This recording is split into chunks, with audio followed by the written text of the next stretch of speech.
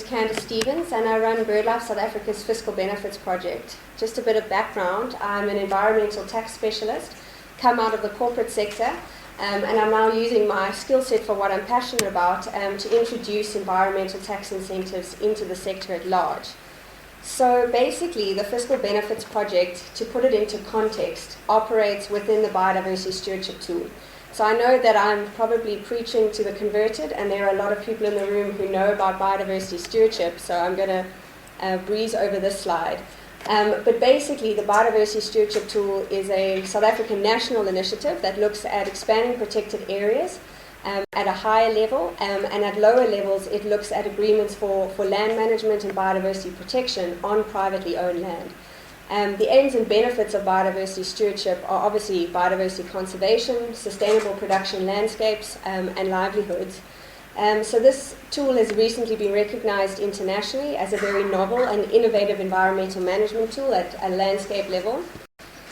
So how does tax fit into this, and how does tax start to benefit protected areas and biodiversity stewardship at large? So in order to explain this, I think the history of tax incentives is crucial. In 2008, conservation tax incentives were included in South African tax law. So this was the brainchild of people like Mark Botha. Unfortunately, no practical benefit was derived from the original tax incentives, and there were a number of reasons behind this. So in 2014, a lobbying process was started where myself, together with Tracy Cumming and instrumental people like that, began to engage Treasury to adjust the tax incentives. And this resulted in a section in the tax legislation, 37 capital D. And I promise I won't go into details of tax and tax law and bore everybody to tears. But this newly amended section re-galvanized the use of tax incentives. And so in 2015, I launched the Fiscal Benefits Project, which is testing these tax incentives at pilot sites across the country. And what I'm testing is not only the newly amended legislation, which came out of the lobbying process, but the original tax incentives that are still within legislation, in order to build a case to Treasury in terms of what needs to be adjusted going forward so that we can actually utilize this tool to its full advantage. So what are the objectives of the Fiscal Benefits Project? Firstly, it's to determine the use and applicability of specific environmental taxes within the biodiversity stewardship model. The aim of this is, of course, to increase landowner uptake and commitment in protected area expansion, and then to assist efforts to manage areas of significance. Naturally, we all know if landowners are making a high level of conservation commitment, it comes with management restrictions and management targets, and there are costs associated with that. And we would like to see a financial tool in place that starts to balance those costs that are incurred so that effective management continues as long as that commitment is in place. And then, of course, it provides a financial sustainability tool. So some of the preliminary findings out of this pilot study are that landowners, and I think there are researchers in the room who've looked at this, and there's a lot of research on the fact that landowners enter into these levels of commitment mostly based on internal altruistic values, their own intrinsic value for the land and the biodiversity on their land. But over time, as that starts to weaken as a result of increased management costs and financial constraints, economic instability, and so on, this tax incentive, what I'm looking forward to seeing, and to put that data forward, is to say that it operates as a financial sustainability tool, something that comes into a tax return year after year after year, even if there's not an extension officer on the ground meeting with that landowner. Those costs can be offset by the tax incentives in an individual landowner's tax return. So what is the approach to the Fiscal Benefits Project? I have a two-prong approach, working on the ground at pilot sites with individual landowners, and then working at a national policy level. So in terms of my pilot sites, they range across the country with a number of different types of landowners, everybody from Eskom to individual farmers, and everybody in between. So these are different organizational structures, different financial structures, different commercial operations and activities.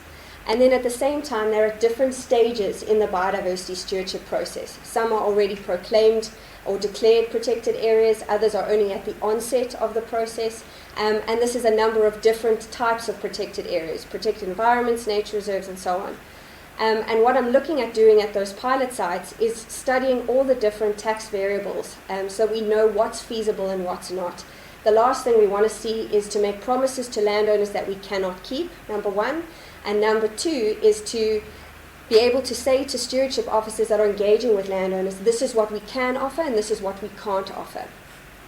Then at a national policy level, which has taken up far more of my time than I originally anticipated, is to mitigate the historical problems of the original tax incentives through open engagement with SARS and with National Treasury. So I deal with both at a national level.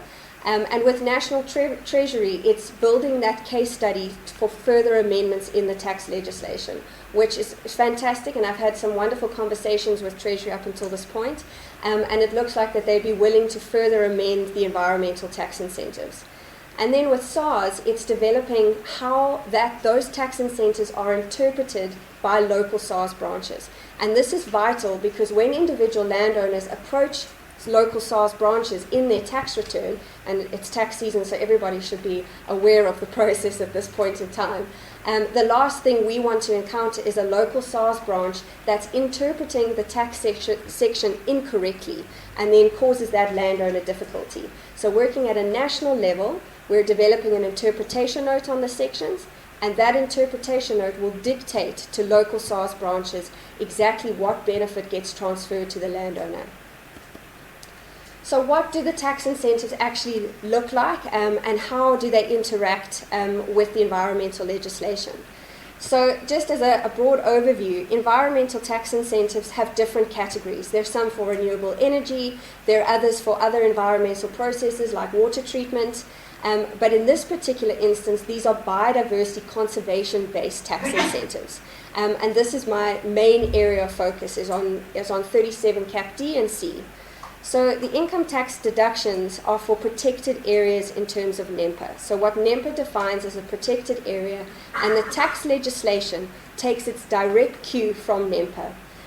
SARS and Treasury are naturally not going to say, well, we know how to define a protected area. They're going to take their cue from the environmental legislation. This is then linked to the audited management plan, and this is crucial because you then have security from a protected area point of view, but you also have a detailed management plan for that particular site, and that management plan is then to be audited. And what the tax incentive does is it not only provides this little financial carrot to a landowner, but there's a big stick attached to the carrot as well. So if we ever encountered a situation where a landowner fails their audit for their management plan, repetitively, and any other soft interventions with that landowner don't work, the tax penalty can kick in, which forces the landowner to pay 5 years backdated tax incentive. So it's quite a substantial penalty. Luckily, I have not encountered any landowner that's entered into stewardship who would get into this sort of tangle. So what do the tax incentives actually benefit the landowner? First, it's assisting in offsetting environmental management costs. Obviously, at different sites, the management costs range from changing your burning regime to only baling a certain time of year in grasslands, erection of fences, clearing of alien invasives, labor-related costs, and so on. And the incentive at this point in time is not big enough to completely offset those management costs, but at least we're starting to even the scale a little bit. So what the main tax incentive, the new tax incentive that we worked on and had the legislation change does, is you're able to deduct the value of land that's formally declared. So we'd look at a nature reserve, how many hectares it is. We would then look at the valuation calculation within the tax incentive, apply the value to the land, and the landowner is then enabled to deduct the value of their nature reserve from their taxable income, which in some cases is substantial, and in other cases it's very small. And this is because land use in South Africa is so varied. And then attached to this are accelerated capital allowances, which is just jargon for saying whatever big equipment you have in your land, on your land, your farm, and so on, you're able to write that off faster, which decreases the amount of tax you pay and increases the amount of profit the landowner has. Right, so this is a practical example to try and make the tax incentives to sort of bring it home. So I use these examples in my tax training with stewardship officers, and so far the feedback is that they are following this reasonably well. So in this case, my example is of a dairy farmer, and I picked it because we are in this region. So there in the green, you'll see the specific example. So Mr. Dairy has substantial dairy operations, and he recently purchased 2 portions of land valued at 1.5 million and 2 million each. Both land parcels are 100 hectares. We know in this environment with misbelt grasslands, they're very fragmented. Mr. Dairy then discovers blue swallows breeding at both sites. So the farmer has the choice of not telling anybody that the swallows are there and ploughing up virgin felt and maybe taking a slap on the wrist and paying a small fine, or he can declare it as a nature reserve because of the presence of blue swallows and hopefully some other stuff.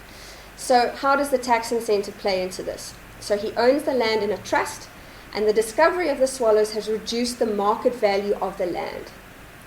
So the incentive that Mr. Dairy is entitled to if he declares a nature reserve after the 1st of March 2015, that's the detail. The devil's in the detail, unfortunately, when it comes to tax. But the incentive that he's allowed is 37 Cap D, which is the new incentive for nature reserves, which came into effect last year, March 2015. So may Mr. Dairy claim Section 37D? This is what I look at with landowners. Does he own the land? Yes, he owns the land in a trust. It needs to be declared in terms of NEMPA. If he declares it as a nature reserve and follows due diligence, has all the documents and so on, those are the main requirements of the tax incentive, are the NEMPA requirements. The other thing is he needs a title deed endorsement with a duration of 99 years. This is a big, big thing most of the time. Right, so what would the value of his deduction be? So the land declared must be surveyed out. So in this case, in this example, for easiness, it's 100 hectares on each site, so 200 hectares. Mr. Dairy can then elect the higher of the cost of the land, all based on the valuation formula within the section. So what we did when we wrote the incentive for Treasury to be placed into legislation, we provided an election so that the maximum amount of value for the land can be transferred to the landowner. So the cost of this is the cost of purchasing both portions of land, in this case, exceeds the market and municipal value. And the reason is that he's just purchased it. And we can see there he purchased for 1.5 and 2 million. So we know that his cost of the land is higher than what you'd have at market value. And the reason for this is at market value, he can't, if he were to sell that now to another farmer in the area with blue swallows, that farmer, technically and legally speaking, wouldn't be able to do anything with the land. So the market value has decreased from what the original cost was that he paid. Right, so this acquisition cost and cost of improvements. So his acquisition cost is the cost of buying the land, which we know is 3.5 million. And the improvement cost, this is anything that a landowner does, for example, building a lodge, building roads, those types of things. So with this, it's just virgin felt that he purchased. There's no improvement cost. So what does he get? He gets 3.5 million rand for those 2 sites. That is the total of his deduction that he's allowed. But the way it's structured is that this is at 4% per annum. So that works out to 140,000 rand per year that he's able to deduct from his taxable income. Right, and that's tax incentives for biodiversity conservation in a nutshell.